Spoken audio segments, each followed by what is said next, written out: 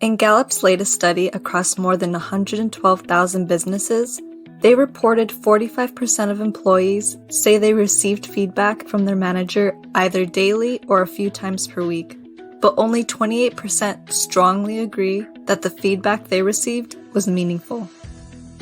The term feedback is used to describe the helpful information or criticism about prior action or behavior from an individual communicated to another individual or group who can use that information to adjust and improve current and future actions and behaviors.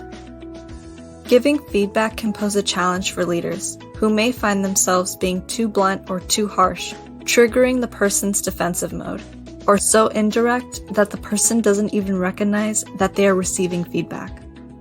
The Situation Behavior Impact Model is a helpful tool in delivering feedback, whether you want to recognize someone for excellence or correct issues before they worsen.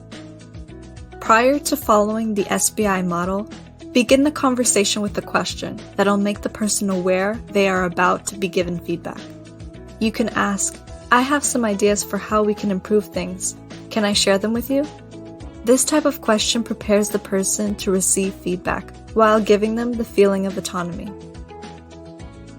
Next, before informing the person what you liked or didn't like about their behavior, first describe the specific situation in which the behavior occurred.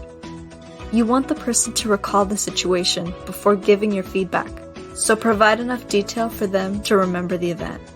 For example, instead of saying last week, it's better to say last week at Thursday's 11 a.m. meeting.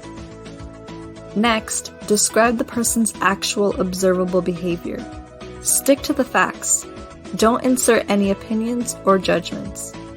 For example, instead of saying, "You're not reliable," it's better to say, "You said you send that email to me by 11 a.m. and I still don't have it yet." Lastly, describe the results of the behavior or the impact it had on you. Because you're describing exactly what happened and explaining your true feelings, the listener is more likely to absorb what you're saying. It can be easy to pass judgment, so to prevent this, avoid using "you" and instead use "I." So instead of saying, "When you did that, you were being rude," switch it to, "When you did that, I felt frustrated." It's also beneficial to check for understanding from the person receiving the feedback. This gives us the opportunity to clear any misunderstandings or gather additional solutions to a conflict, creating commitment rather than compliance. Feedback conversations go better for both sides when everyone feels heard.